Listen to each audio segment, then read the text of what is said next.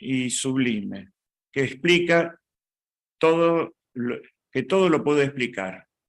Acá en la anunciación del ángel se produce el gran misterio de la entrada de la eternidad, que es Dios, en el tiempo, en el seno de la Virgen María.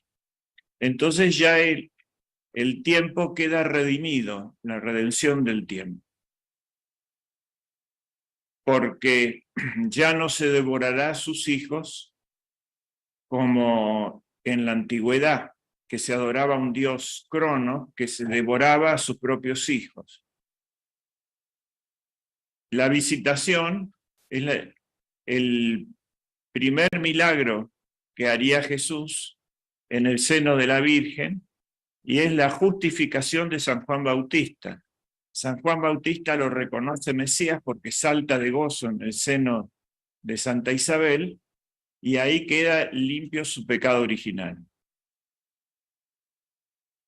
Este es la llamada Navidad del gran pintor Rublev, que reúne todos los misterios de la infancia,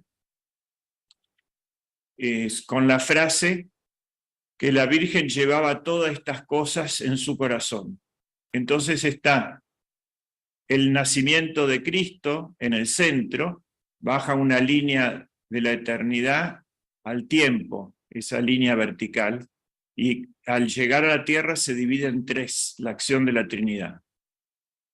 Los ángeles dicen de un lado, gloria a Dios en las alturas, y abajo dice, y en la tierra paz a los hombres. Se ve de un lado a los pastores cerca de la cabeza de la Virgen, arriba, en el otro lugar, se ve la venida de los Reyes Magos, que significa la manifestación a los gentiles que vienen siguiendo una estrella. Debajo se ve en una esquina a San José y a un pastor que es el demonio queriendo tentarlo, de que dude. Y del otro lado están las parteras atendiendo al bebé recién nacido, y eso significa el aspecto humano de Cristo. La presentación en el templo nos da también, nos aclara profundos misterios. Primero, que Cristo, luego de haber redimido el tiempo, divide toda la historia humana en antes de Cristo y después de Cristo. Son dos procesiones que se encuentran en el templo. La del Viejo Testamento, representado por Simeón y Ana, que están aguardando la primera venida y son el ejemplo de cómo tenemos que estar nosotros ante la segunda venida, en esa actitud de espera. Y del otro lado, la Virgen María y San José, y en el medio el niño. La escena ocurre en el monte del templo. Otro ejemplo de este despliegue del misterio es el encuentro del niño en el templo. Y ahí dice que es reflejo, como todos los misterios gozosos, son reflejo de dos cosas. Por un lado, de los dolorosos, y por otro, de los gloriosos. Por ejemplo, Simeón le dice, lo reconoce como Mesías, eso es gozoso, pero le dice, una espada atravesará tu corazón a la Virgen. Eso es un anuncio del doloroso. Los dolorosos son puramente dolorosos, y los gloriosos son puramente gloriosos, pero los gozosos se dirigen hacia los otros dos misterios. En el niño perdido y hallado en el templo significa la pérdida 3 días, la muerte de Cristo, y el encuentro, la resurrección de Cristo. Pero lo fundamental de este misterio es, se sentó entre los doctores, sedebat inter doctores, y acá se nos aparece Cristo como centro, se manifiesta, ¿no? La palabra importante es inter, entre.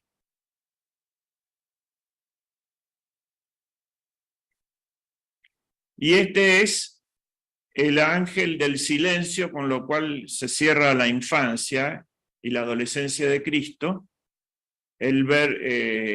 la palabra va a brotar del gran silencio de Cristo y del gran silencio de María.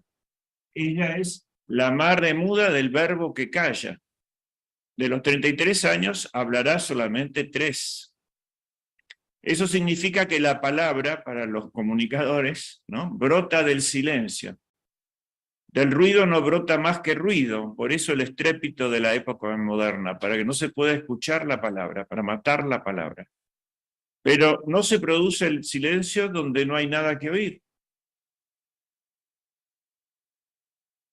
Cuando hay algo que oír, pedimos silencio. Este misterio es el bautismo de Cristo y hay una vertical también.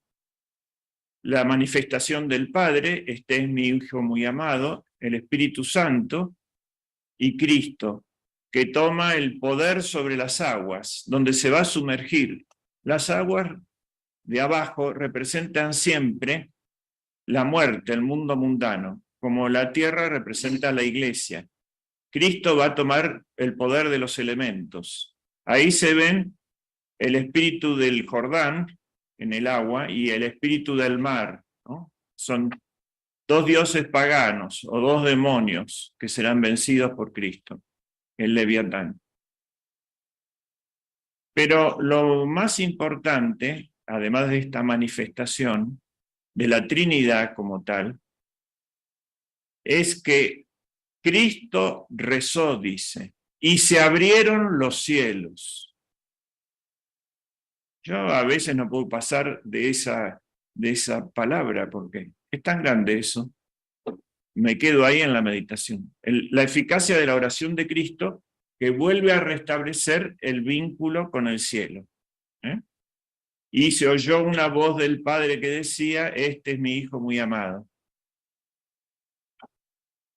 En las bodas de Caná también termina como la preparación, los actos preparatorios al reino, que ya pronto será establecido por el Sermón de la Montaña. Y también es muy importante, ahí se muestra a la Virgen como eco del Padre, hacer lo que Él os dice. La Virgen María es la hija del Padre, la esposa del Espíritu Santo y la madre del Hijo. Ahí está actuando en representación del Padre cuando nos dice a nosotros, como eco del bautismo, haced lo que Él os diga. Y a Cristo le dice, no tienen vino. Ahí está la intercesión. Y acá está su poder también sobre el tiempo, porque Cristo le dice, mi hora no ha llegado, pero adelanta la hora y hace el primer milagro. Por supuesto que indica la fundación del reino, empieza por su primer milagro en un hogar cristiano. Esto nos va a dar la importancia de la familia como modo de toda comunidad. Y también de la unión, de que la familia o el matrimonio es de 3. Es Dios, ¿no?, el marido y la mujer. Son 3.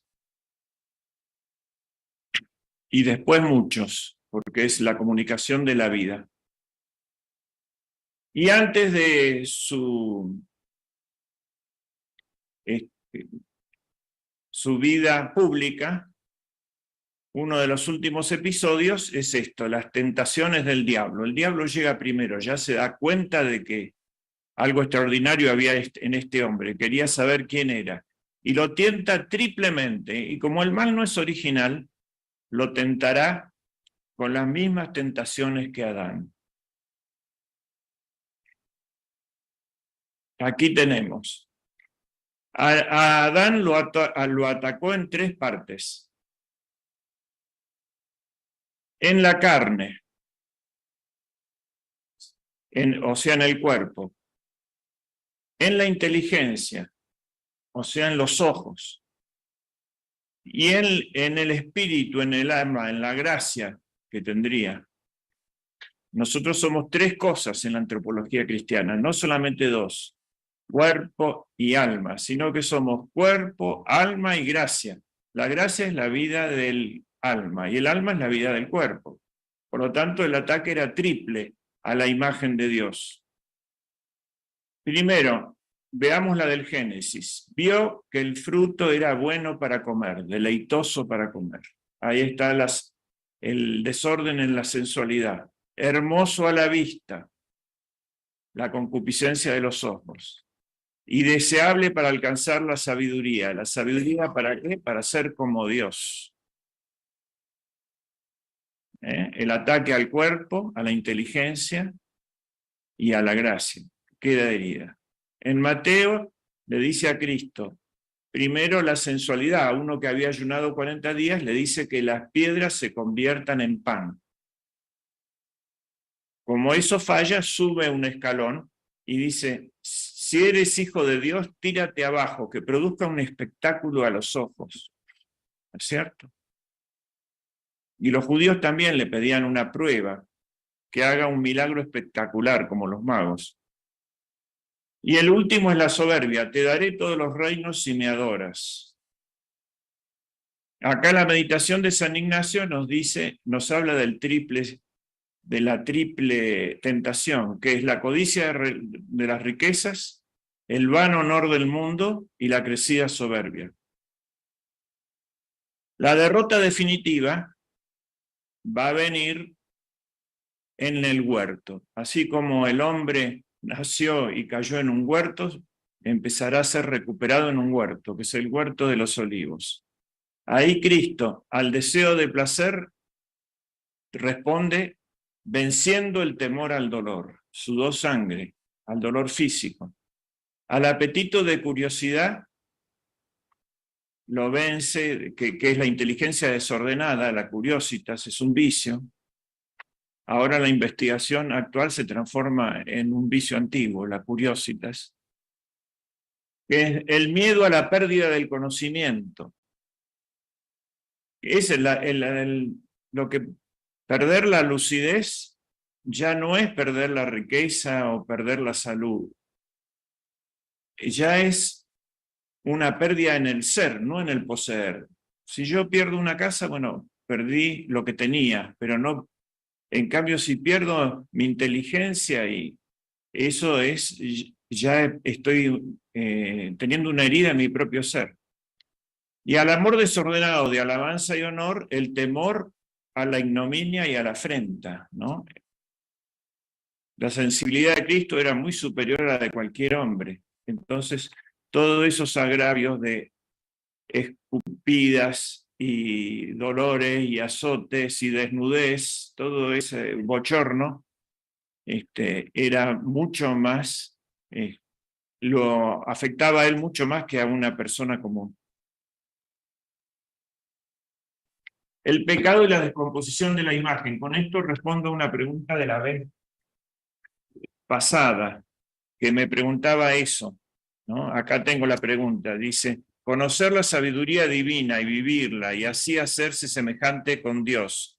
¿El hombre y la mujer de hoy podrán alcanzar el tiempo de Dios? Luego restituir el pecado original y ya no morir, bueno, como estaba planeado a Adán y Eva. Sí, pero veamos cómo es. Eso se responde con esta teología de la descomposición de la imagen. Las cosas separadas de la inteligencia divina perecen, se mueren.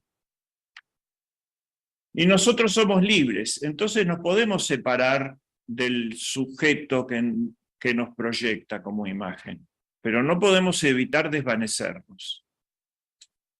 La imagen depende del sujeto que la proyecta. La imagen separada de su arquetipo se desvanece. El demonio aborrece a Dios y odia a su imagen, que es el hombre. Por ello trata de separarlo de Dios y volverlo a las criaturas, para infundir en él la imagen del hombre terrestre. Por el pecado imprime su imagen, sus deseos terrenales, sus pensamientos materiales, la inteligencia carnal. Es un proceso de animalización, de bestialización. Ahora vamos a ubicar nuestro tema en los grandes discursos de San Mateo. San Mateo tiene organizado su evangelio en 7 partes. La primera es la preparación del reino. El tema fundamental es el reino de Dios. Y la séptima parte es el advenimiento del reino con dolor y el triunfo, la pasión y la resurrección. En el medio hay 5 grandes discursos subrayados con milagros para mostrar su divinidad. Y esto es el mejor plan para organizar cualquier institución que se quiera hacer, ¿no? El plan divino de establecimiento del reino. Primer discurso, es la promulgación del reino. Un gran rey promulga, ¿no? Da su discurso que es el plan para todo su reinado. Es la presentación de su programa ante los discípulos de los capítulos 3 a 7 de Mateo, que es el Sermón de la Montaña. ¿En qué lugar? En el monte, cerca del Altísimo, el mundo de las ideas ejemplares. Igual que Moisés desde el Sinaí, él va a subir a un monte, va a promulgar la ley y después va a bajar, a imponerla, a ejercerla. El segundo discurso es la predicación del reino por medio de misioneros. Se llama discurso apostólico, de las consignas. El lugar es el valle, ¿no? Primer discurso en el monte, ahora baja al valle y repite el gesto de la encarnación, de las ideas promulgadas en la palabra a la tierra. Y manda a los 72 discípulos a predicar el evangelio que ya había promulgado.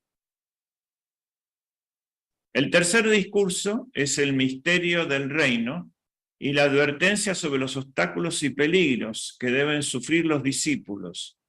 Alcanzar el reino según un plan humilde, oculto y dispuesto por Dios. Es el discurso llamado parabólico o discurso del lago. Fíjense que va recuperando el señorío sobre todos los elementos. La montaña, el valle, ahora el mar de Genesaret, el mundo mundano. Y ahí frente al mundo mundano habla de los obstáculos que van a tener. El cuarto discurso, que está en la quinta parte, es el comienzo de la comunidad. Organiza la comunidad, el esquema, la primicia del reino, con un grupo de discípulos como Pedro como jefe y las reglas de vida de la comunidad.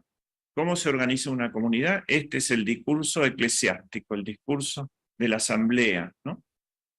Ahí camina sobre las aguas en la costa junto al lago, es decir, entre el mundo y el reino, entre la tierra y el mar, ¿no? Parte del discurso es sobre la costa y parte es caminando demostrando su señorío sobre el mar. ¿Quién es este que los vientos obedecen, ¿no? Y las aguas obedecen y que calma la tempestad?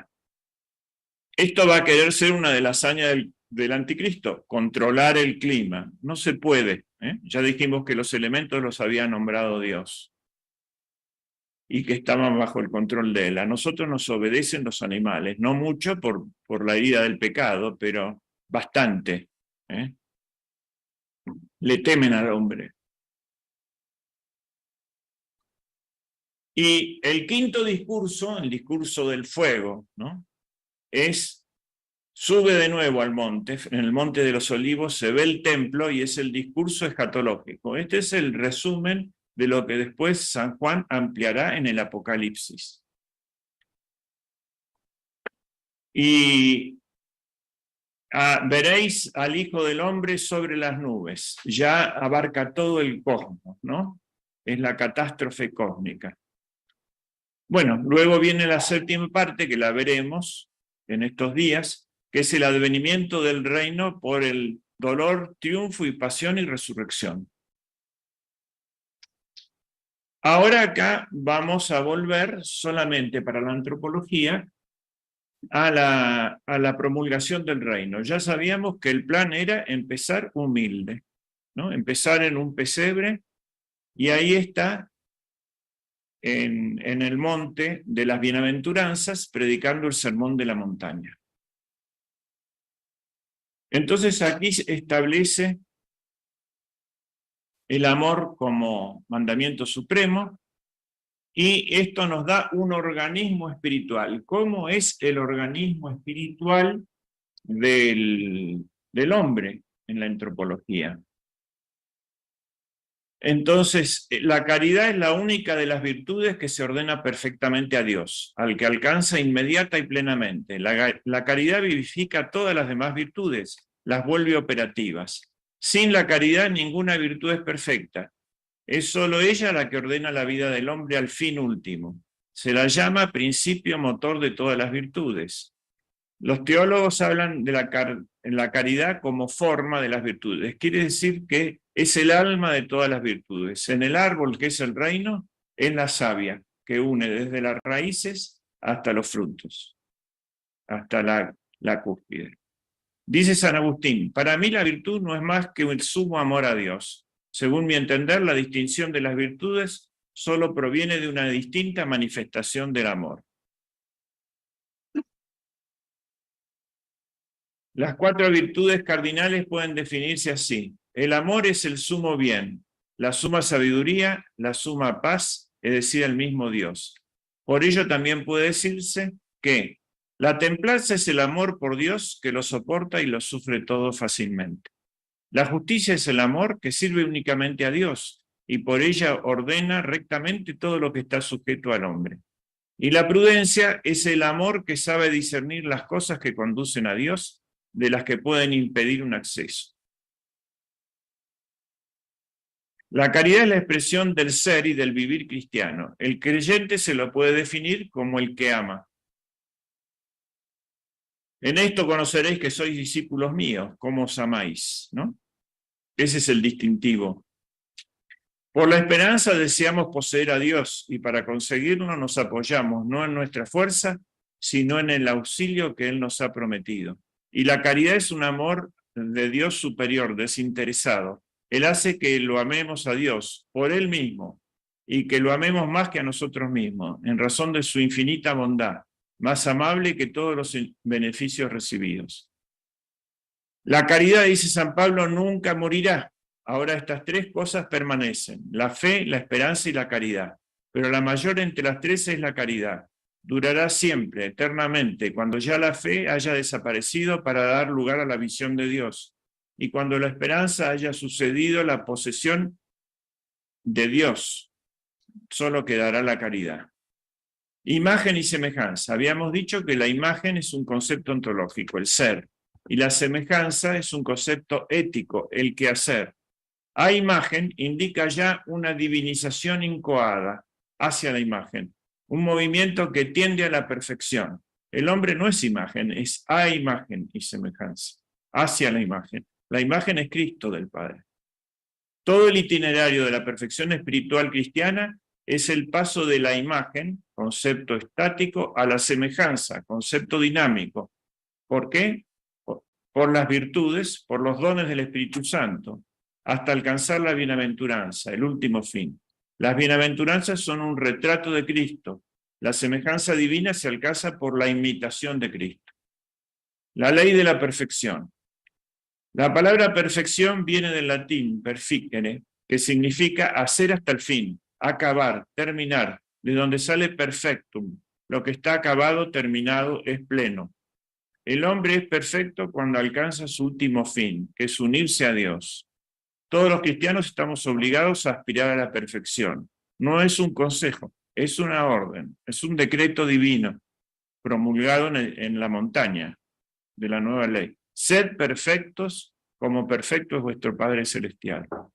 Es obligación para todo hombre. No consiste solamente en estar en estado de gracia, sino que supone un desarrollo de todo nuestro organismo. La parábola de los talentos. De todo nuestro organismo sobrenatural, formado por la gracia, las virtudes y los dones del Espíritu Santo. Debemos ser santos e inmaculados como Cristo. Dice San Pablo a los Efesios, ser varones perfectos a la medida de la plenitud de Cristo. El santo santifíquese más, dice en el Apocalipsis. La ley moral tiene en Cristo su plenitud y su unidad. Jesucristo es en persona el camino de perfección. Él es el fin de la ley, porque solo Él enseña y da justicia de Dios. porque el fin de la ley es Cristo para justificación de todo creyente, dice San Pablo. La nueva ley o ley evangélica es la perfección aquí abajo de la ley divina, natural y revelada. Es obra de Cristo y se expresa particularmente en el Sermón de la Montaña. Es también obra del Espíritu Santo, que por él viene a ser la ley interior de la caridad. La ley nueva es la gracia del Espíritu Santo recibida mediante la fe en Cristo que opera por la caridad y se expresa por el Sermón de la Montaña. Caridad adentro, ¿no? Y lo que nos dirá el Sermón de la Montaña nos está diciendo ya, y utiliza los sacramentos para comunicarnos la gracia. La imitación de Cristo. El Antiguo Testamento ya consideraba al hombre como imagen y semejanza de Dios, llamado a ser santo como Dios es santo. La misma idea se recoge y desarrolla en el Nuevo Testamento, ya lo vimos, ser perfectos, ser misericordiosos y ser santos. Los tres indican lo mismo, pero no exactamente lo mismo. ¿Cuál es el mejor de todos? Ser misericordiosos. ¿Por qué? Tiene que ver con el amor. El amor no es lo mismo que la bondad divina, ni es lo mismo que la misericordia. En general sí, pero para estableciendo matices, para distinguir, la bondad divina es el océano de donde se saca cada acto de amor. Y el amor que tenemos con el que nos falló o que Dios tiene con nosotros después de haber pecado, eso es la misericordia, ¿no? Atreverte a querer al que te ofendió. Eso es lo que nos pide, no el simple acto de perfección del otro, que es el acto de amor, de ayudar a la perfección del otro, sino al que no falló para permitir la restauración.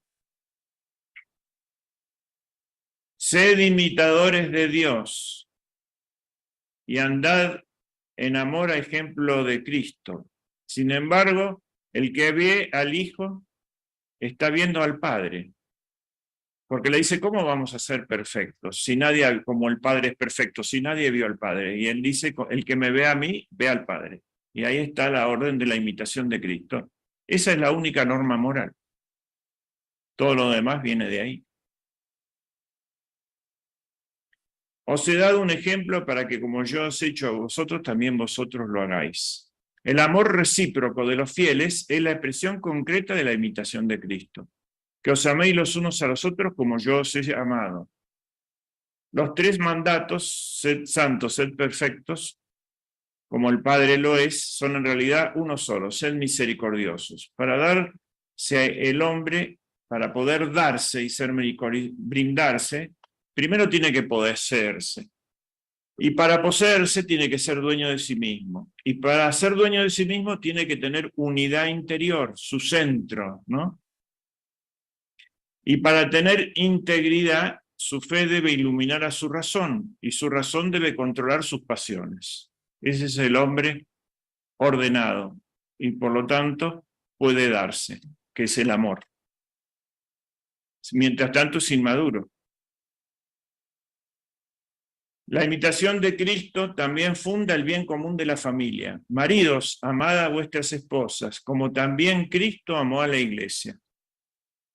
Es la expresión del amor de Cristo por la iglesia, el matrimonio. Es el sacramento llamado grande y es la forma de reconstrucción de la sociedad, lograr matrimonios cristianos. Porque significa, habíamos dicho, que la misma creación era la boda hebrea, 6 días y el reposo de Dios con el universo. Eso fue quebrado por el pecado del hombre. Y ahora Cristo, ¿no?, establece otra vez este desposorio sangriento con la humanidad en la cruz, esta verdadera efusión de sangre, del cual salen los 7 sacramentos y uno es el del matrimonio, pero el matrimonio es el llamado grande. Y el bien común de la ciudad cristiana. Tened con vosotros los mismos sentimientos que tuvo Cristo con Jesús. Hay 2 libros que son clásicos en la literatura espiritual, La imitación de Cristo y La imitación de María de Tomás de Kempis. La perfección del universo creado. esto nos interesa como la ley del universo. Todas las criaturas poseen una cierta semejanza con Dios. Se puede decir que la creación es la huella de Dios. Pero el hombre, más que la huella, es la imagen. La perfección de las criaturas, su verdad, su bondad y belleza reflejan la perfección infinita de Dios. Yo soy el que soy, contiene la verdad de que solo Dios es. Dios es la plenitud del ser y de toda perfección, sin origen y sin fin, mientras que todas las criaturas han recibido de Él todo su ser y su poseer. Él es su ser mismo y es por sí mismo todo lo que es. El acto de ser de las criaturas se debe a Dios. Si salimos de la mente divina nos desintegramos. Las cosas son porque Dios las está viendo, ¿no? Y en cambio nuestra inteligencia las descubre, pero no las crea. Y ese es el gran pecado de la inteligencia actual, que cree que está fundando el universo. La creación tiene su bondad y perfección propia, pero no salió plenamente acabado de manos del Creador. Fue creado en estado de vía, hacia una perfección última todavía por alcanzar. La divina providencia son las disposiciones por las que Dios conduce la obra de la creación a su perfección. Hizo árboles y hizo semillas. Y nuestra función es el cultivo, que es eso que está en estado de vía, llevarlo a la plenitud, cultivar la tierra. Esa es el paradigma, el arquetipo del obrar humano, el cultivo. De ahí viene cultura y de ahí viene agricultura. Cultivar. Es decir, descubrir la intención de Dios en cada cosa que está escrita en la naturaleza y se llama la ley natural o la esencia de la cosa o la naturaleza de la cosa y llevarla a su plenitud. Que es una función esa del hombre sacerdotal, porque está ejecutando un designio divino para la creación. Por la condición misma de la creación, todas las cosas están dotadas de firmeza, reflejo del Padre, de verdad, reflejo del Hijo, y de bondad propia, y de un orden que refleja un rango de sabiduría y bondad de Dios.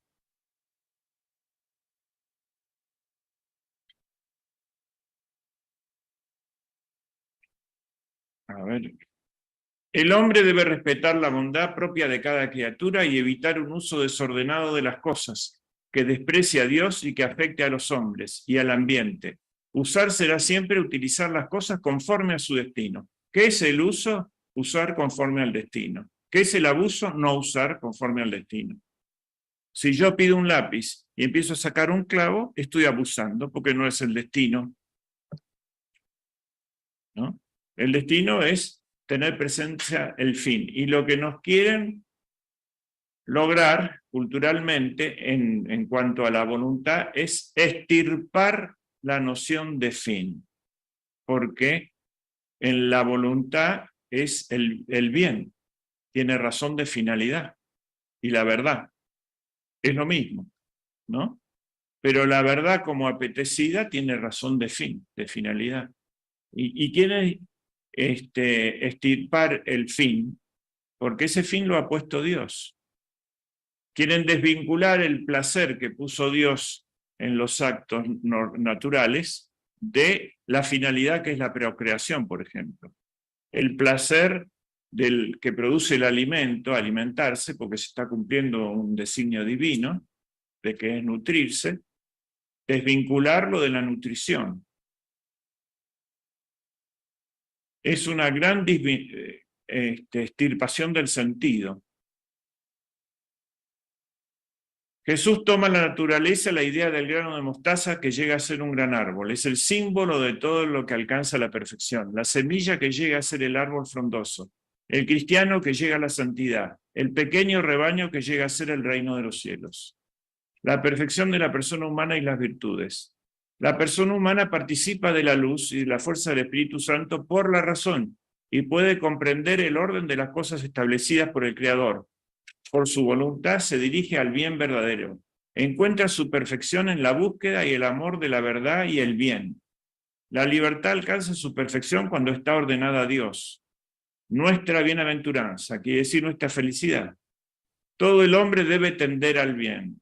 La perfección moral consiste en que el hombre no sea movido al bien solo por su voluntad, sino por su apetito sensible. Las virtudes. La virtud es la fuerza que necesita la semilla para ser árbol. Eso es lo que hay que cultivar. Esa es la antropología.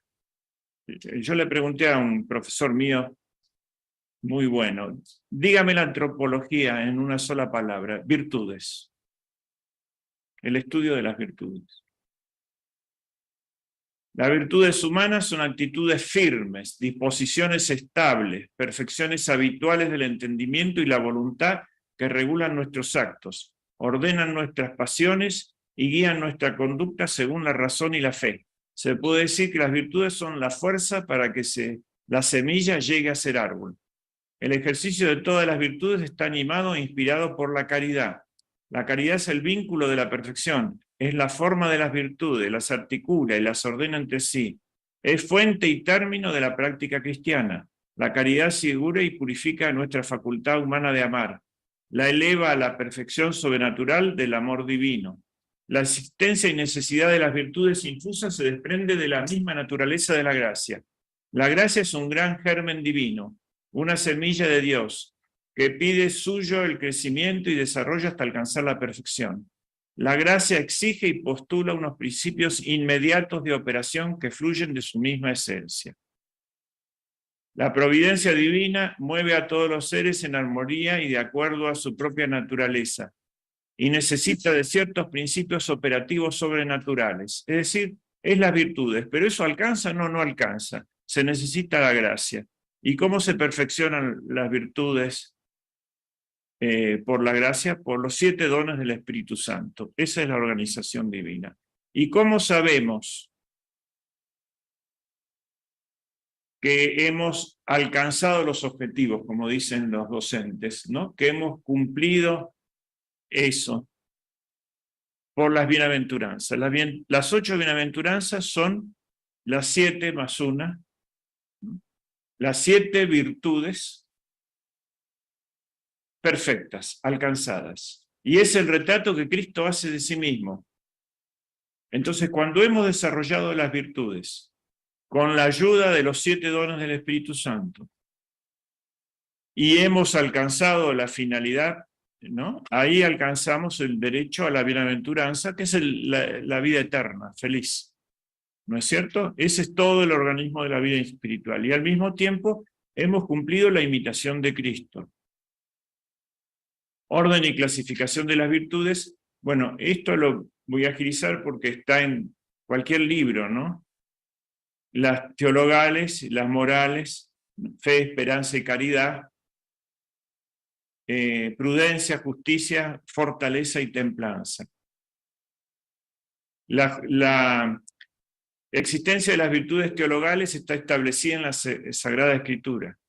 El amor a Dios, la caridad se ha derramado en nuestros corazones en virtud del Espíritu Santo que nos ha sido dado, porque sin fe es imposible agradar a Dios. Ahora permanecen las 3 cosas, la fe, la esperanza y la caridad, pero la más excelente es la caridad.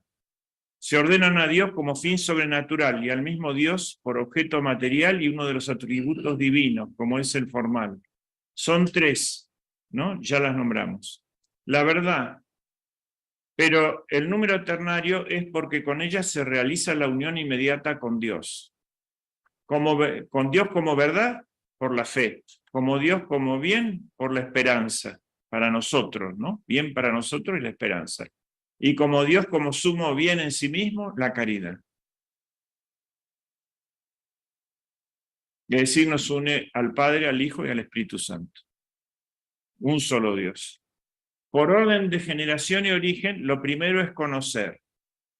Aquí está. ¿Cuál es la más importante? La caridad. Pero por origen es la fe. Luego desear la esperanza y finalmente conseguir la caridad. También por el orden de los hábitos es que el entendimiento, la fe, precede a la voluntad. No se puede amar lo que no se conoce. Por eso la obligación de evangelizar. Y el amor imperfecto precede al perfecto. Por orden de la perfección, la caridad es el más excelente de todas, porque nos une más íntimamente a Dios y la única que permanecerá eternamente. Tiene su fundamento en la Sagrada Escritura. Por razón del objeto, el bien de la razón se encuentra de 4 modos. La prudencia impone el bien en la misma razón. La justicia rectifica las operaciones exteriores. La fortaleza impulsa contra las pasiones que retraen al orden de la razón. La templanza refrena los impulsos desordenados. Por razón del sujeto, 4 son las potencias del hombre que son capaces de ser sujeto de virtudes morales. En cada una de ellas debe haber una virtud principal. En la razón, la prudencia, como remedio de la ignorancia. En la voluntad, la justicia, como remedio de la malicia. En el apetito irascible, la fortaleza, como remedio de la debilidad. Y en el apetito concupiscible, la templanza, como remedio de la concupiscencia desordenada. Fíjense que estos 3 fallos, estos 4 formas contradichas, son el sátiro, en el apetito concupiscible, el minotauro de la fortaleza y así. Cada una de esas bestias era o animalización, era la pérdida de la prudencia en cada una de esas potencias del hombre, la voluntad, la razón, la irascible y la concupiscible.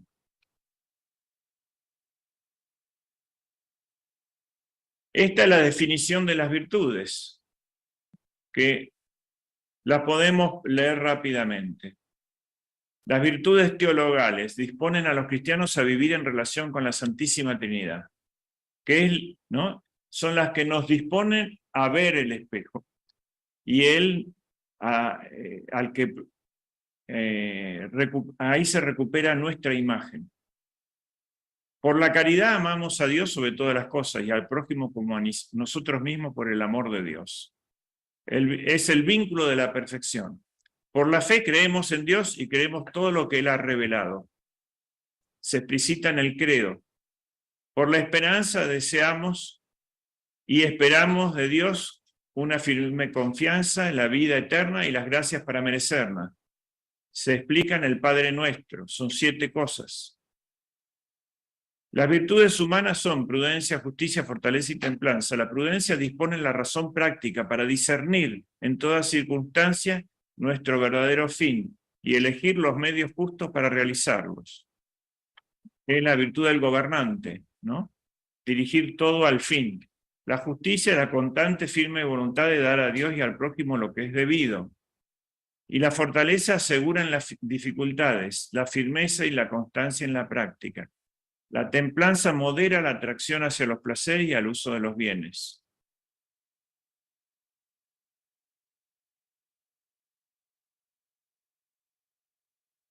Vamos a leer este trozo muy bello sobre la caridad, que es lo principal. 2 son los principales ejercicios de nuestro amor a Dios. Uno afectivo y otro efectivo o activo, como dice San Bernardo. Por el primero nos aficionamos a Dios y todo lo que a Él le place. Por el segundo servimos a Dios y hacemos lo que Él ordena. Aquel nos une a la voluntad de Dios, este nos hace cumplir su voluntad. El uno nos llena de complacencia y benevolencia, de aspiraciones, de deseos, de suspiros, de ardores, de tal modo que nuestro espíritu se infunde en Dios y se mezcla con Él. El otro pone en nosotros un firme propósito, un ánimo decidido, una inquebrantable obediencia para cumplir los mandatos de la voluntad divina y para sufrir, aceptar, aprobar y abrazar todo cuanto proviene de su beneplácito. El uno hace que nos complazcamos en Dios, el otro que lo agrademos a Él.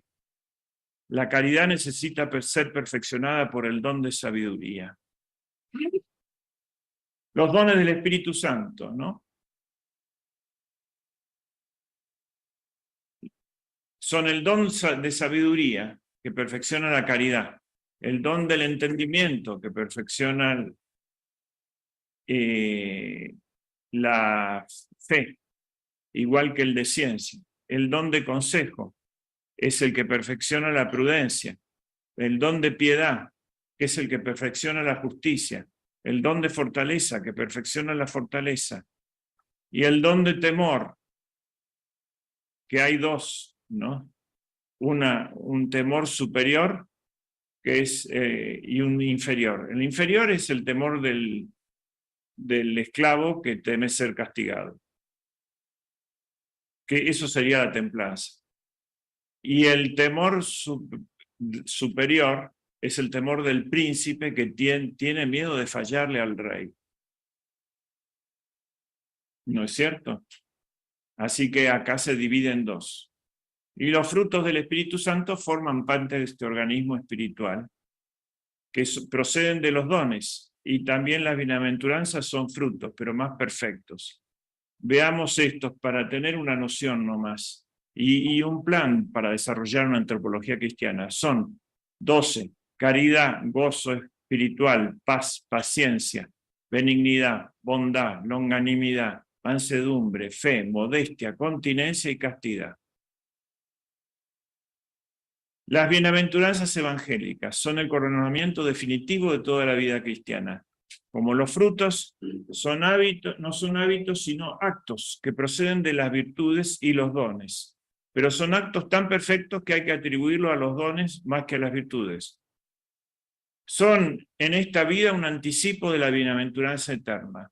Dotada el alma espiritual e inmortal de inteligencia y voluntad, la persona humana está ordenada a Dios y llamada en alma y cuerpo a la bienaventuranza, felicidad eterna. La gracia de Cristo obra en todo hombre que, siguiendo la recta conciencia, busca y ama la verdad y el bien. Las bienaventuranzas son el centro de la predicación de Jesús, dibujan su rostro y responden al innato deseo de la felicidad que Dios puso en el hombre para traerlo a él. La felicidad es algo que Dios puso en el hombre para llevarnos a él. La bienaventuranza consiste en la visión de Dios, en la vida eterna, cuando seamos partícipes plenos de la vida divina. La promesa de la felicidad nos sitúa frente a opciones morales decisivas respecto de los bienes terrenales, estimulándonos a amar a Dios sobre todas las cosas. Bueno, veamos cuáles son. Bienaventurados los pobres de espíritu, porque a ellos pertenece el reino de los cielos. Los afligidos, porque serán consolados. Los mansos, porque heredarán la tierra. Los que tienen hambre y sed de justicia, porque serán hartos. Los de corazón puro, porque verán a Dios. Los pacificadores, porque serán llamados hijos de Dios. Los perseguidos por causa de la justicia, porque ellos pertenecen al reino de los cielos. Y octava, es la que reúne, ¿no?, con la siguiente: dichosos seréis cuando, que quiere decir felices o bienaventurados seréis, cuando os insulten, cuando os persigan, cuando os dijeren mintiendo todo mal contra vosotros por causa mía. Gozaos y alegraos, porque vuestra recompensa es grande en los cielos, porque así persiguieron a los profetas. En las bienaventuranzas de Jesús se revela el espíritu con que Dios ejerce la realeza. Vamos a ver este cuadro, ¿no?, que es el del organismo espiritual. Las teologales acerca del fin y las morales acerca de los medios. Las teologales es la caridad, el don, la sabiduría. Los bienaventurados, es decir, los que alcanzan por la sabiduría la caridad plena, son los pacíficos. ¿Qué significa pacífico? Los que crean la paz, los que tienen fuerza para poner la paz, que es la tranquilidad en el orden. La fe tiene dos dones: el entendimiento, y a él se refiere a los puros de corazón, verán a Dios. Y la ciencia son los que lloran.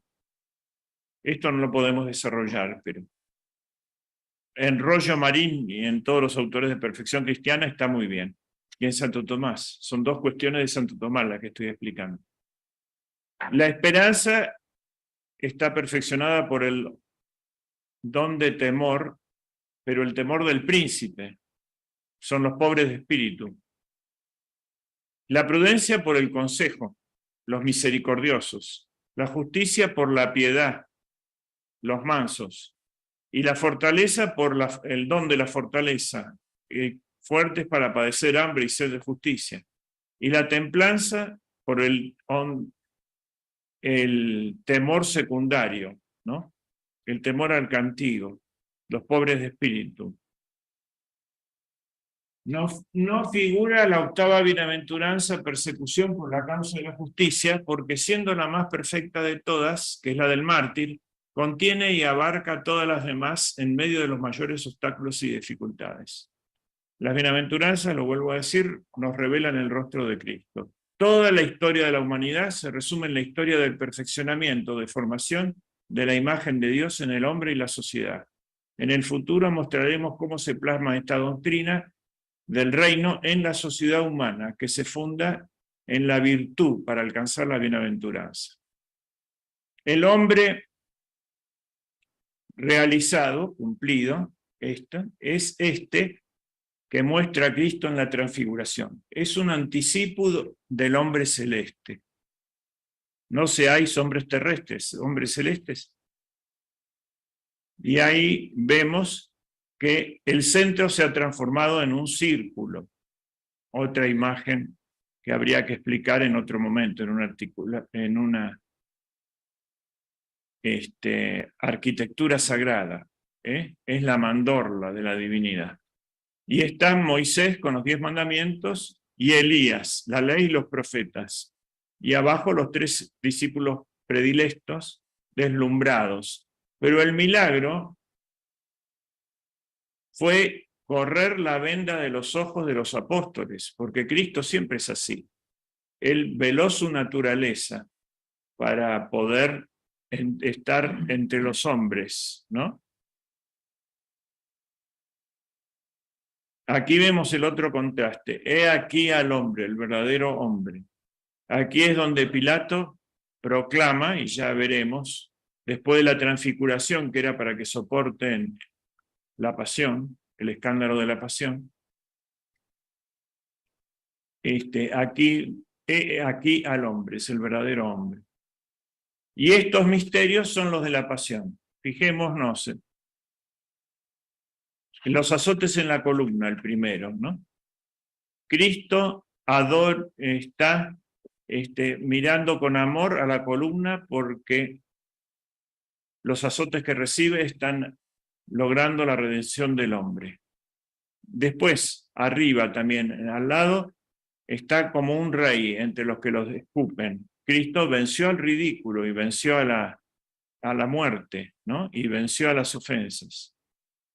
En el de abajo, que es Jesús con la cruz a cuesta camino al Calvario, se ve a Simón de Cirene, que lleva la cruz de Cristo, y a los 2 ladrones. Uno mira hacia arriba y otro mira hacia abajo.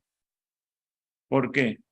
Porque uno se va a salvar y el otro se va a condenar. Ya empezó el juicio final, esa misma noche.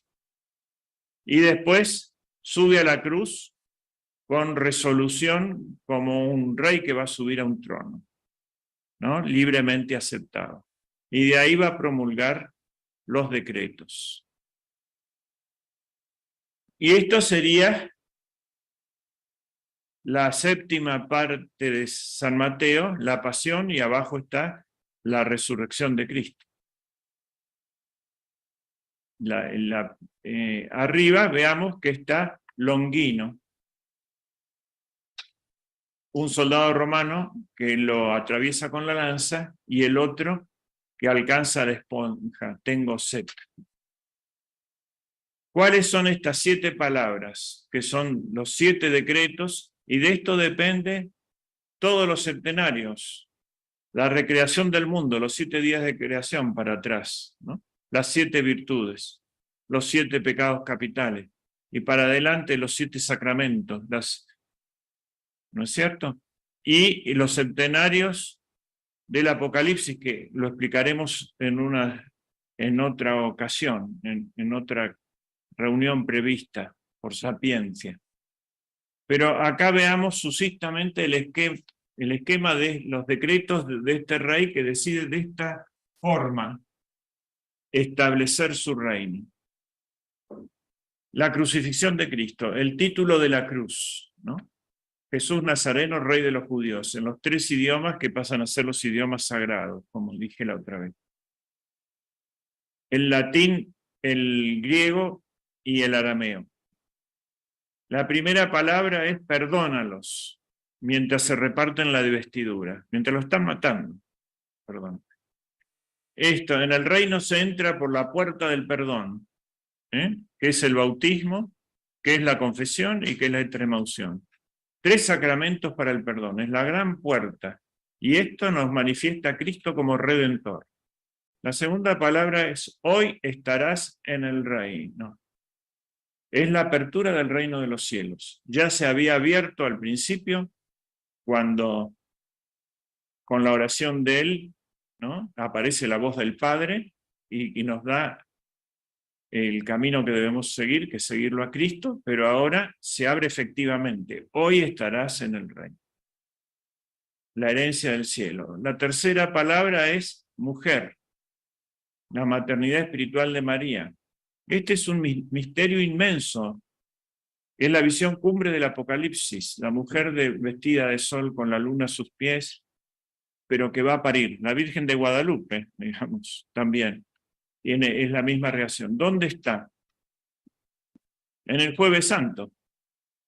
Nosotros sabemos que la misa es la última cena, pero es sacrificio, es conmemoración. Los protestantes dicen que solamente conmemoración, no sacrificio, y es viático dirigido al Apocalipsis, hacia el fin, hacia el cielo. Ahora quieren negar esto como sacrificio. Pero en la cena, Cristo anuncia esto de la mujer en el discurso eucarístico. Sería el 6º discurso, pero aparece solo en San Juan, que es el más alto de todos los apóstoles, en donde establece la Eucaristía.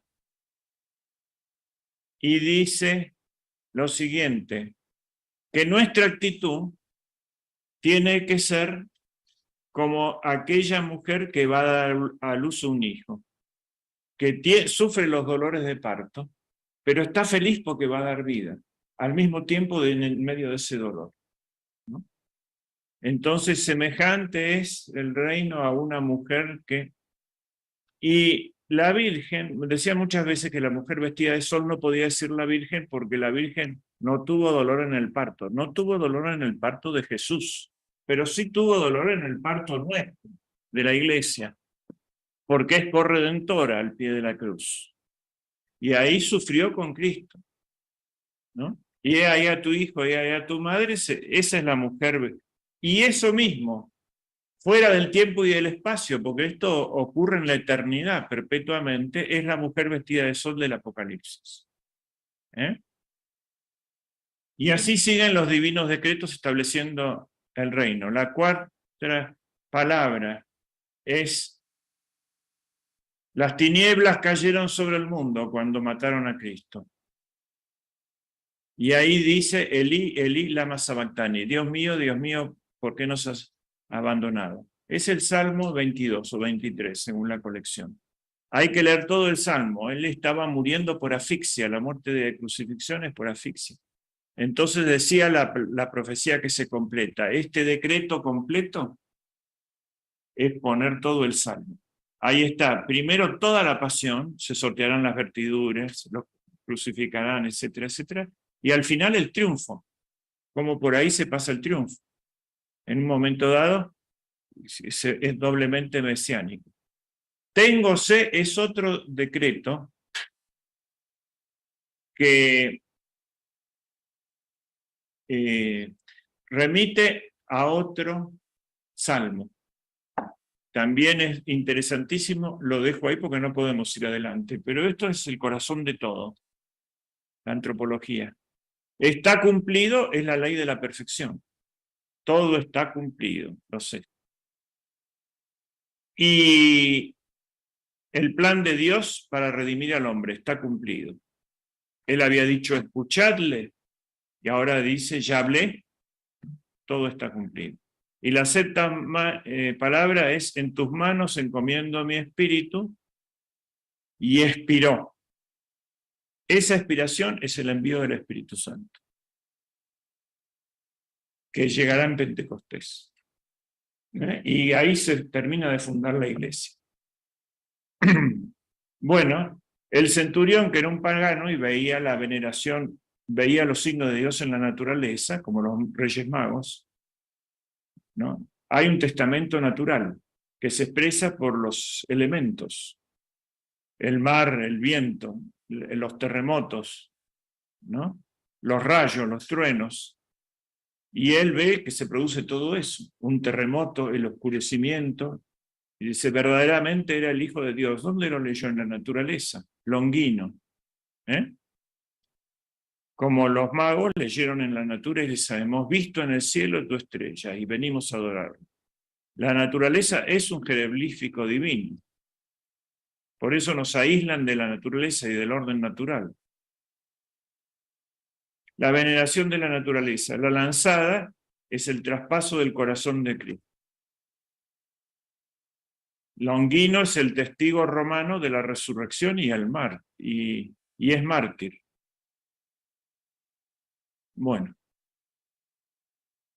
aquí vemos el triunfo de Cristo, que saca a Adán y Eva del infierno. Abajo está el infierno, con las llaves y cerrojos destruidos, y las puertas. Cristo aparece como un emperador romano que ha vencido con las puertas del enemigo destruidas. Era la imagen, esta era la apoteosis romana. Pero a partir de ahí con un sentido sobrenatural. No explicaremos aquí, decimos que así se termina de establecer. Y la ascensión significa la victoria sobre la nada.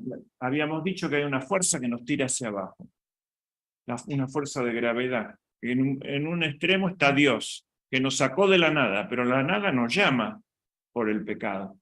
Entonces acá está el triunfo sobre es la ascensión, ¿no? Cristo se eleva glorificado.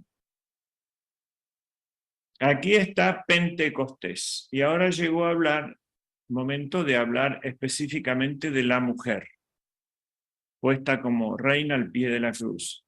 Aquí está asumiendo su maternidad.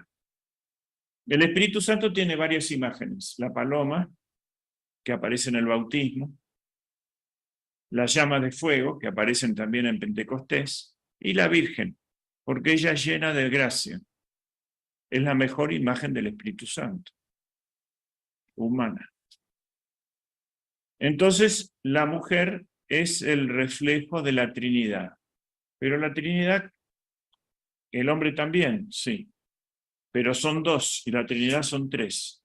¿Qué hay en Dios que sean dos cosas? Las procesiones. Está la procesión del conocimiento, que pasa del Padre al Hijo, ¿no? Por el Verbo fueron hechas todas las cosas, que está destinada a actuar en el universo para llevarlo a su perfección.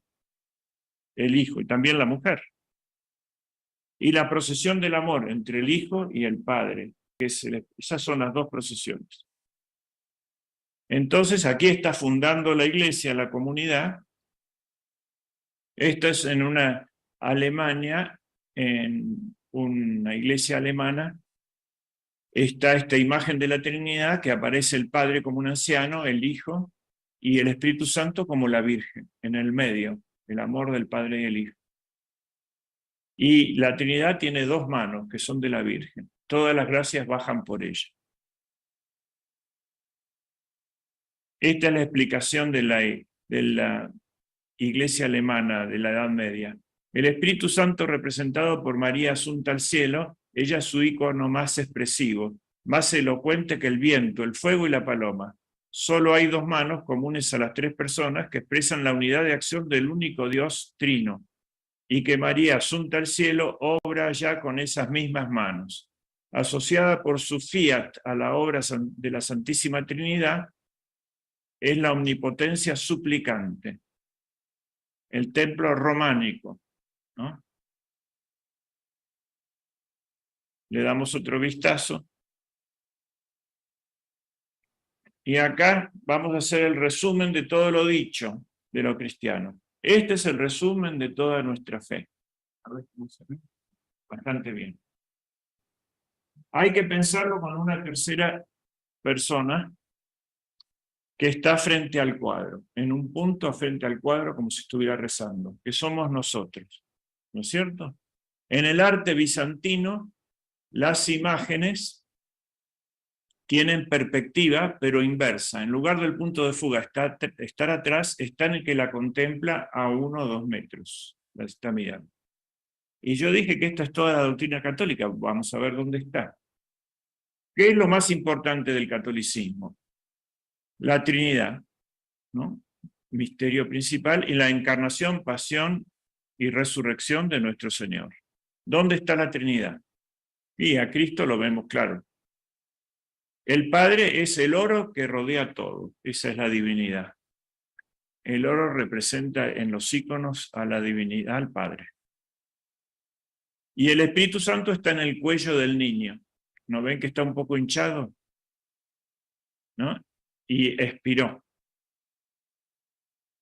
Es la aplicación del Evangelio de San Juan. La Virgen representa a toda la humanidad, al cosmos, lo mejor de las criaturas, que casi no tiene nada de ella, sino que todo es de Dios. Ella se hizo nada, y aquí la esclava del Señor, y Dios la llenó de gracia. Por eso no es divina, ¿no? Tiene un culto no de hiperdulía, pero no debe ser adorada. Pero está en los confines de la divinidad.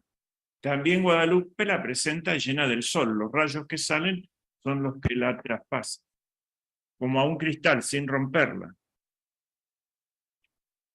Y es el templo, porque tuvo a Dios. ¿Dónde está el templo? La cabeza es la cúpula. Los ojos son las ventanas. La nariz es como una columna. Fíjense que es la mujer del futuro, la mujer celeste. Los ojos son mucho más grandes que la boca. ¿Y por qué? Porque los griegos pintaban, ¿cómo sabemos si una cabeza de una estatua griega es de un hombre o de un dios? Los dioses tienen los ojos más grandes. ¿Por qué? Por la contemplación. Y la boca más chica, ¿no?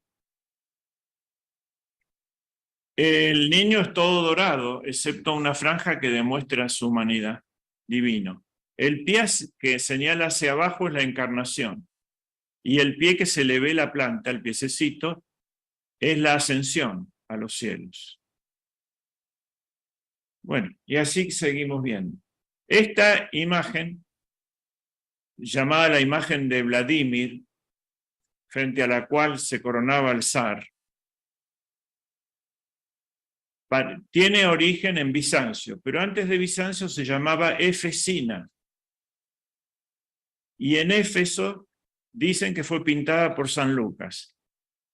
Ahora, ¿quiénes dicen que no? Por ejemplo, los que ven ese manto, que tiene 3 estrellas, la de la cabeza, la de un hombro y la otra es Cristo, indica la Trinidad también, y que María es hija del Padre, madre del Hijo y esposa del Espíritu Santo. Pero la forma del manto con esa borla dorada y ese solemne, lo usaba la emperatriz de Bizancio, y la Virgen aparece así después de la conversión del Imperio Romano, así que no puede ser pintada por San Lucas. Pero en la época moderna hay elementos de análisis y han llegado a la conclusión de que el rostro y las manos son de la época de San Lucas. Y el manto fue pintado después. Hay 2 épocas. Es decir, que habrían tenido esta virgen y la hicieron reina, ¿no? Posteriormente, como la mano de oro. Al siglo I o contemporáneo a la Virgen es el rostro y las manos. Y por último, ¿cuál es el retrato de la mujer? Lo encontramos en 2 textos de la mujer. En el credo, ¿no? Creo en el Espíritu Santo, esas 6 características que da son las de la mujer, específicamente. Y en el himno la caridad. Señor y dador de vida, creo en Espíritu Santo. La mujer que es señora y dadora de vida. Eso es lo que le quieren negar ahora, ¿no? Quieren que sea una amazona, pero no esposa y madre. Que es la corona más grande que hay, más que la de rey. Que procede del Padre y del Hijo, que con el Padre y el Hijo recibe una adoración y gloria. Y está entre el Padre y el Hijo. Pero ahí nace, recibe una misma, y que habló por los profetas. Con la mujer nace la comunidad humana. Antes era uno solo, no había comunidad. No es bueno que el hombre esté solo. Hagamos algo semejante a al hombre. Así que semejante al varón en la inteligencia, la libertad y todas las características que di. Pero lo específico de ella sería esto, la procesión del Espíritu Santo. Y que habló por los profetas. El lenguaje humano empieza con la mujer, porque antes de eso Dios infundía en el alma y en la mente de Adán lo que quería. El lenguaje articulado humano aparece con la mujer, por eso la lengua es la lengua materna, la comunicación es femenina. Fíjense qué grandeza. Creo en la iglesia, viene después la comunidad, que es una, santa, católica y apostólica. Y el himno a la caridad define perfectamente lo que es la mujer ideal, y otros textos, pero pongo esto nomás porque es un resumen. El amor es paciente, es servicial, el amor no tiene envidia, no hace alarde, no es arrogante, no obra con dureza, no busca su propio interés, no se irrita, no lleva cuentas del mal, no se alegra de la injusticia, sino que goza con la verdad, todo lo disculpa, todo lo cree, todo lo espera, todo lo soporta. Acá está definida una madre cristiana. Ahora vamos a dar la señal de lo social. El árbol, semejante es el reino de Dios, un árbol. ¿Cómo se refleja el hombre?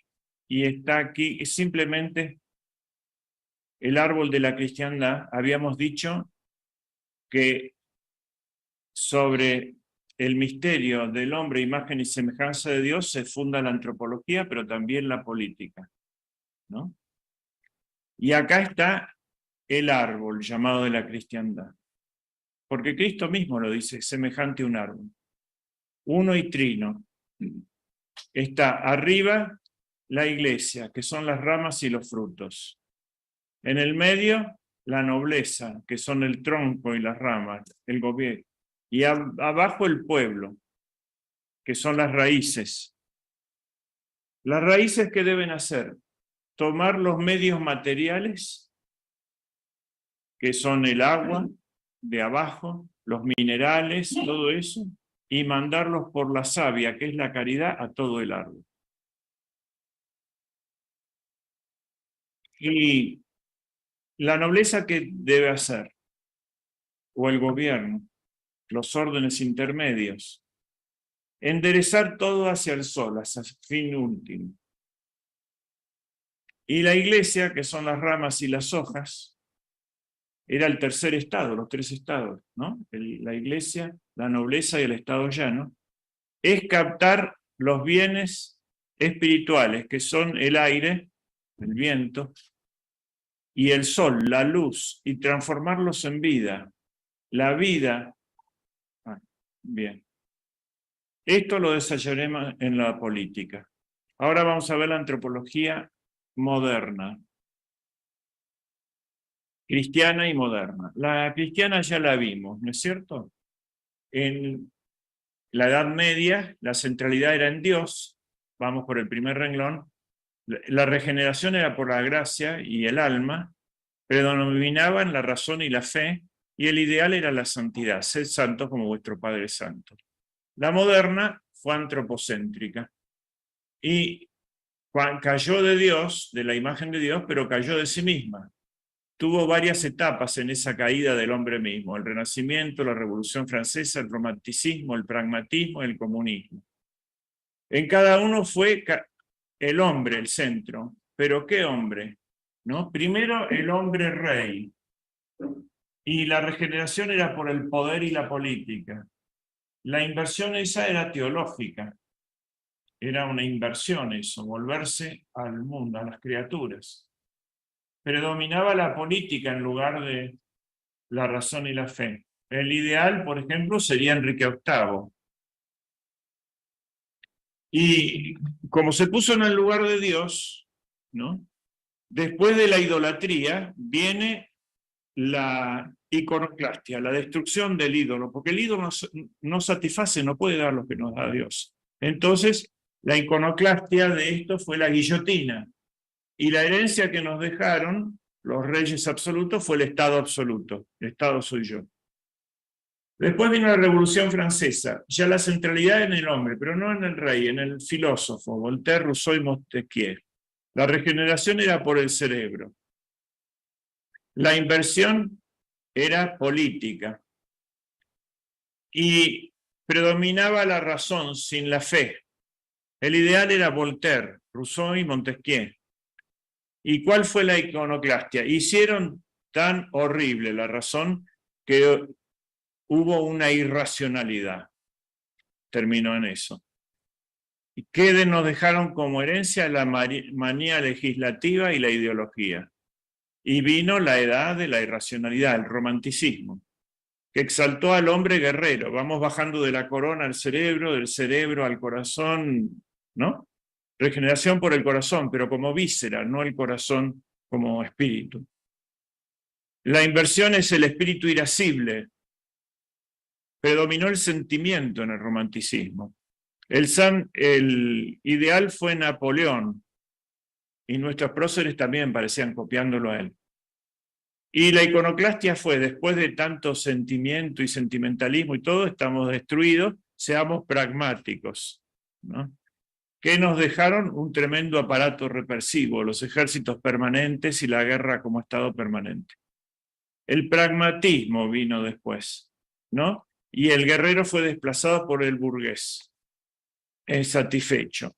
La regeneración era por el estómago y la inversión era económica. Vino entonces la era del interés que predominó sobre el sentimiento, sobre la razón y sobre todo. El ideal era John Bull, Bulldog, ¿no? El inglés ese con la cadena de oro y el reloj, y panzón. ¿Y en qué terminó? En la confiscación de la propiedad. Eso, ahí terminó. ¿Y qué dejó como herencia? La cuestión social, ¿no? El horror económico que sufrimos y la marginación y todo eso. Eso fue el predominio del pragmatismo. Entonces vino el comunismo, que era el hombre productor. Ya la revolución no la va a hacer ni el cerebro, ni el corazón, ni el estómago, van a ser los brazos. No me interesa conocer el mundo, dijo. Ni el hombre, dice Marx, me interesa transformarlo. Pura praxis, ¿no? La técnica es la inversión técnica, predomina el trabajo como activismo. El ideal es Lenin, y la consecuencia de esta liberación es la esclavitud, la pérdida de la libertad. Después viene la sociedad hedonista, y el hombre ya no es un productor, es un consumidor. El sexo y el placer, que eso se está terminando ya. La liberación por el sexo y el placer, y la inversión es sexual, pero la inversión sexual de ahora tiene todas las otras inversiones, la política, la intelectual, etc. Predomina el placer. El ideal es Freud. Y viene la iconoclastia, el mutante, la pérdida de la naturaleza humana. Y Freud dice que lo irracional predomina sobre lo racional. Y el mundo que él ayudó a crear tiene bastante de eso. Y ya se nos acabó el hombre. Estamos en la era posmoderna. Entonces, ¿por qué está regida? Por la evolución y el cambio. ¿La centralidad en qué es? En el data centric, en la información. La regeneración es por la técnica. La inversión es material, la materia. ¿Qué predomina? Tres ciencias: la bioingeniería, la ingeniería cyborg y la ingeniería no orgánica.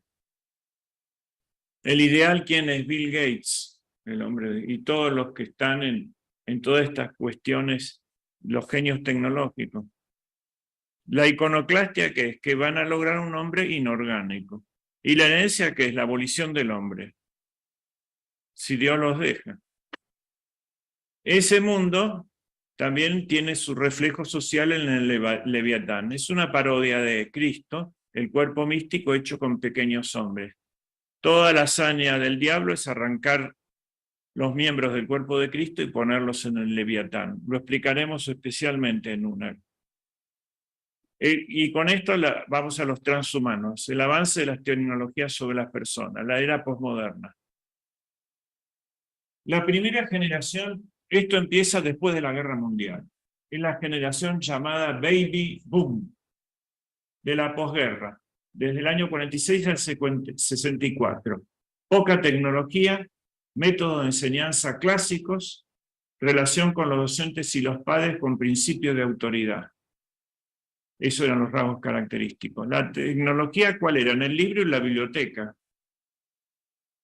Las consecuencias es la información se recibe a través de la escuela y la familia. Se mantienen las tradiciones. Segunda generación, del 64 al 80. Hay un esbozo de tecnología digital y aparece la televisión. ¿La tecnología cuál es? La televisión. Esto genera otras fuentes de información. Ya la información no viene por mis papás y mamá y por mi maestro. Ya que no son los padres. Las imágenes son visibles, pero no son inteligibles. Empiezan a haber dificultades para conceptualizar y se toma a la imagen virtual por verdadera realidad. Les pongo también ahí, después se editará esto, están todos los libros que explican esto de la televisión. Está en el padre Alfredo Sáenz, pueden ver el capítulo del hombre moderno, la edición televisiva. De la tercera generación es desde el 80 al 2000. Son los millennials y nativos digitales que pudieron recibir y ser permeables a los TICs, a las tecnologías, ¿no? Las nuevas tecnologías de información. ¿Cuál es el rasgo característico? Todo tiene que ser rápido, sencillo y entretenido. Hay que poner, ¿no? Y la actitud de ellos son consumidores, se sirven a la carta, y rápido. La tecnología es la PC de Internet. La cultura computacional afecta al pensamiento realista. El hombre es formateado. Hay que llevar el conocimiento al sujeto pasivo. Se quiebra la jerarquía escolar y familiar. El alumno se transforma en un consumidor de información. Prefiere la actividad de conjunto al estudio individual de conceptos. La práctica a la teoría. Hacer más que pensar. Tareas grupales más que individuales. Y formato digital más que papel. Se puede encontrar en el libro de Sáenz y en Federico Miura, Cultura computacional y pensamiento realista. Después viene otra generación, la generación online, entre 2000 y 2019. Son los hijos de los nativos digitales. Ven lo digital como antiguo y plantean su vida online. Viven a través de las redes sociales. Reconocen los elementos de la vida a través de la web. El WhatsApp, por ejemplo. La pobreza del vocabulario en calidad y cantidad. Señales y no símbolos. Frases, no oraciones. Fugacidad y fragmentación del pensamiento. Hay un trabajo de Jordana Booth, Educación Real en un Mundo Virtual. La quinta generación es el Homo Deus, lo que están preparando y logrando, que es una mezcla de hombre y la máquina. Aquí aparecen la ingeniería biológica, la ingeniería cyborg y la ingeniería no orgánica. En el libro este está la explicación del Homo Deus, ¿no? En Gladius 104 también, pero el capítulo está ahí más secuenciado.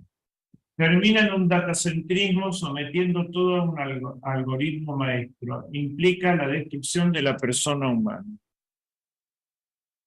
Ahí tiene el hombre ciego.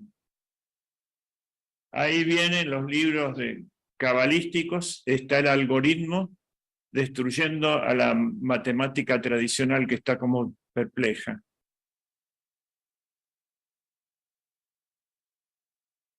Pero nosotros pensamos y queremos en el hombre celeste, que será el que triunfará y sacará a Adán y Eva y a los hijos de Adán y Eva de la trampa en que están.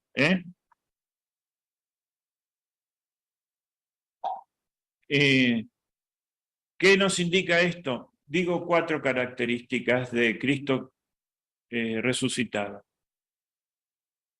Iluminación, ¿no? Es de luz. Agilidad, se puede trasladar con la velocidad del pensamiento. Sutilidad, puede atravesar los materiales espesos. Entró al cenáculo con las puertas cerradas. Es el cuerpo glorificado, totalmente dominada la materia por el espíritu. Impasibilidad e inmortalidad. Ese es el hombre celeste. Esta es la antropología cristiana, es en esto. Se podría explicar esto tremendamente, pero por lo menos lo dejo marcado para que armen un esquema y hagan su propia antropología juntando estos textos. Y esta era la pregunta, tenía que estar antes del hombre moderno, es toda la necedad del mundo después de que se olvidó en el Renacimiento de qué es el hombre. Acá pongamos todos estos disparates para cerrar. El hombre es un animal perfeccionado por la naturaleza. Charron, 1600. Es un acople accidental de materia extensa y pensamiento angélico. Res extensa y res cogitans. Descartes. Pontifica. Es un mono que piensa, se presenta del señor Darwin. Es un animal enfermo, se confiesa Schopenhauer. Será un superhombre, se ilusiona Nietzsche. Es un mecanismo biológico de adaptación, es un descubrimiento de Potter. Es un conjunto de instintos y pulsiones eróticas y de muerte, diagnostica el doctor Freud. Es un ente con algunos procesos racionales que consume hidratos de carbono. Informa a la NASA a eventuales inteligencias extraterrestres. Presentó a la humanidad, sí, mandando una sonda. ¿No? Somos morfantes de hidratos de carbono. ¿Ven qué lindo? Es una pasión inútil, sentencia finalmente Sartre. Es un complejo neuronal dotado de ciertos automatismos, dicen las modernas neurociencias. No hay nada comparable al cristianismo, la imagen y semejanza de Dios. Nos quedamos con esto. Muchas gracias.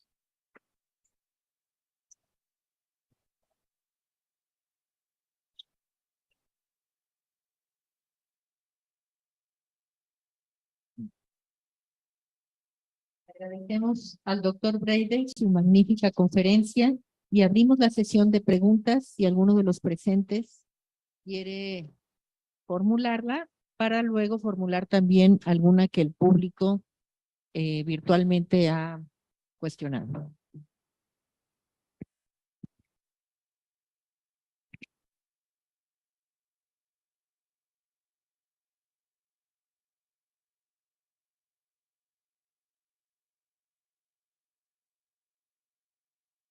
Sed perfecto, ser santo y ser misericordioso. Sed perfectos como el Padre es perfecto. Y lo que dice en el Apocalipsis es que el santo se santifique más. ¿Alguna otra pregunta? Nuestro ideal es la santidad, es eso. Perdón.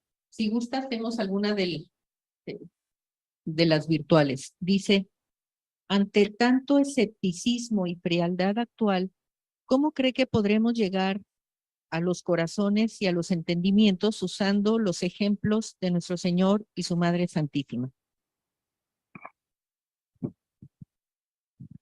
Justamente el problema del hombre actual es la desvinculación de la realidad.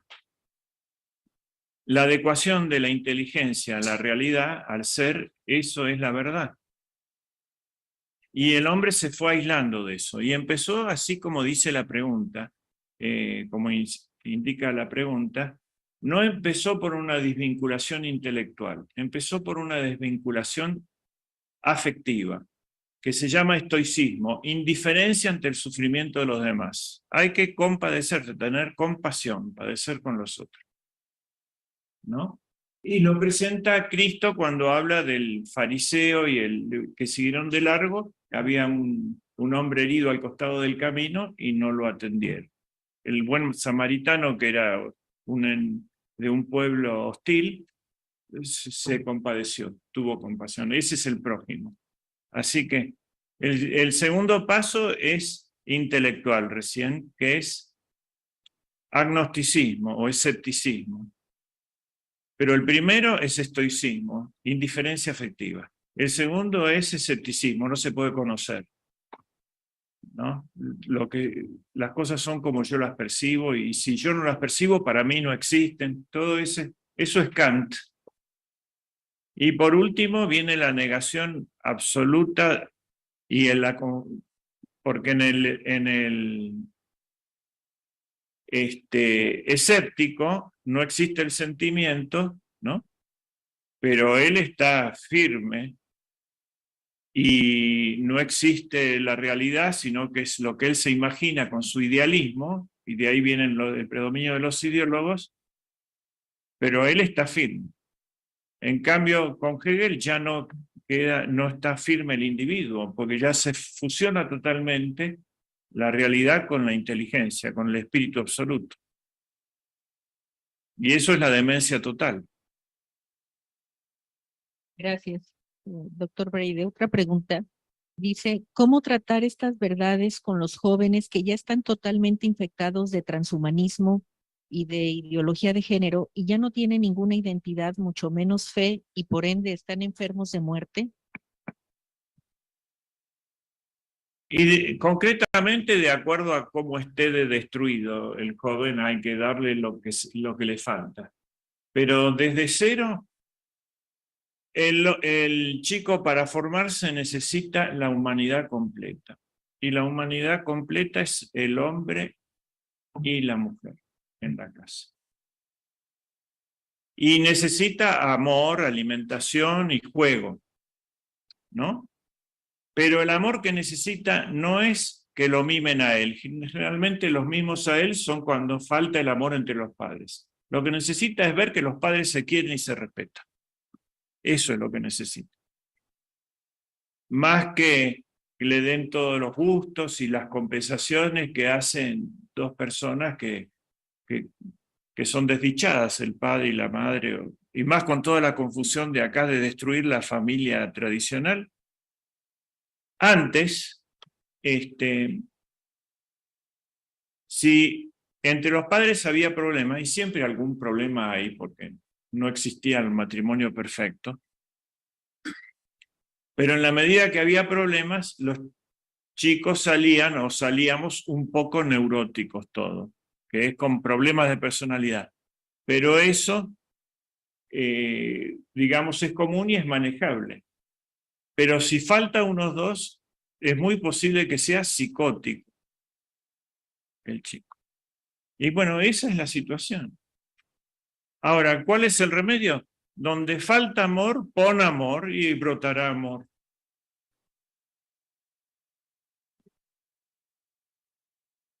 Dicho en general, después vemos el amor, no el amor puramente sentimental, aunque ahí nos enseñaban que también es afectivo y efectivo, pero efectivo, es decir, causar en el otro una perfección, eso es quererlo. Muchas gracias, doctora. ¿Alguna otra pregunta? Que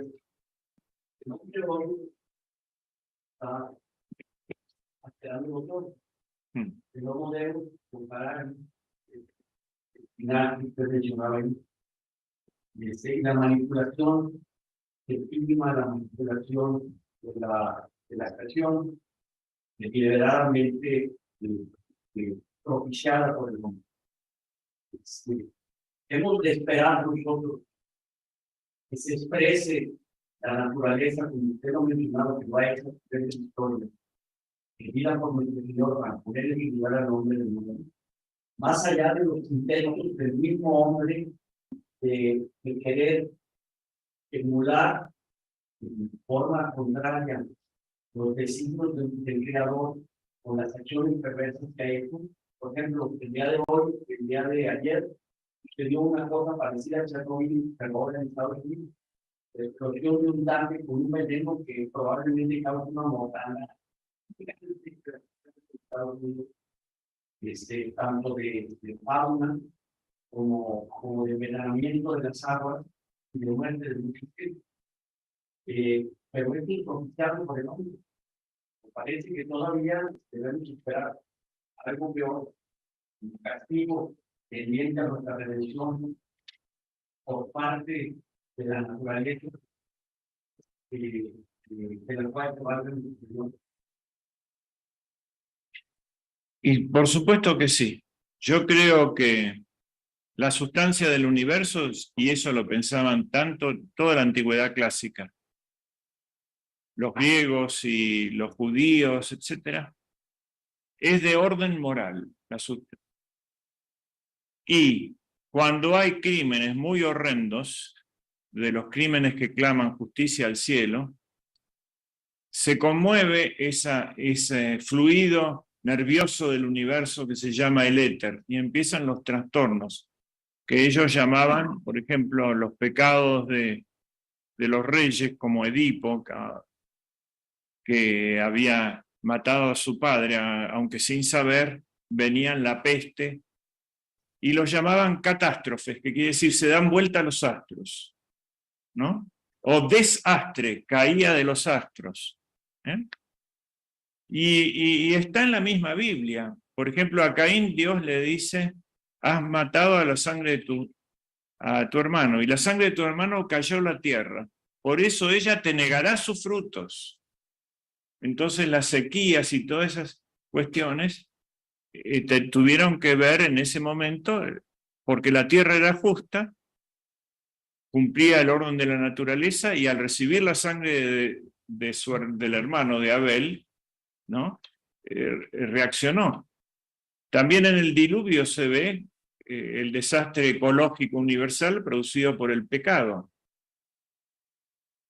Y en Sodoma, y en las plagas de Egipto, el aborto universal, que era matar a todos los varones, ¿no? Ahí se veía una política anti-varón del faraón, produjo las 10 plagas de Egipto. Entonces está lleno de esos ejemplos, y ahora no se animan a predicar esto.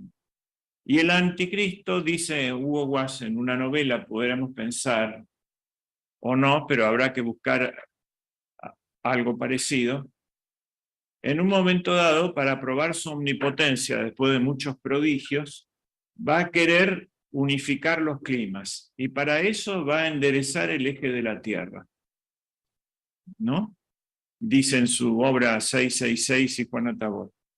Y al enderezar el eje de la Tierra, ya no va a haber más estaciones, y el clima va a ser totalmente regulado. Porque las estaciones se producen por la mayor cercanía del Sol, pero también porque está inclinado el eje de la Tierra. Y ahí se produce, cuando intenta eso, y se quede señor del clima y del tiempo, usurpa lugares divinos de la naturaleza, ahí se produce el gran terremoto final y la parusía. Pero la naturaleza tiene en sí misma cómo poner orden. Cuando se va avanzando en la reacción en cadena, pero llegado a un punto que se frena de estas cuestiones pero todas estas relaciones con la sociedad, consigo mismo y con la naturaleza dependen de la relación con Dios. Si esa relación no anda bien, bueno, la sociedad humana se vuelve un infierno y se destruye la naturaleza, y se descompagina el hombre. Va cayendo así del cerebro hasta transformarse en una tuerca o un tornillo. Muchas gracias, doctor Freire. Les avisamos que las preguntas pendientes van a ser contestadas a través de la página de Sapiencia. Y antes de dar por terminada, también expresamos nuestra gratitud y también a través de manera virtual, doctor, lo felicitan por su exposición.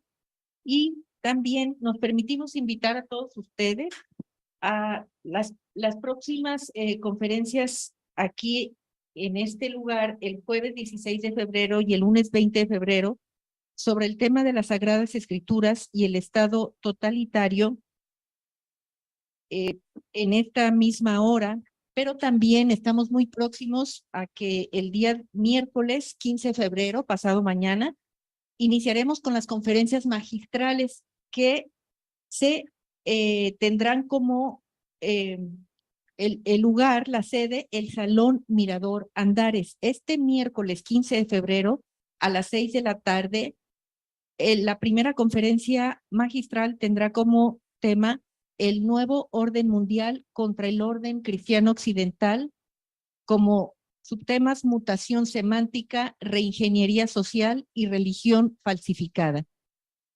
Pues si no tenemos nada más, pues les agradecemos mucho su presencia y primeramente Dios, nos veremos hasta la próxima.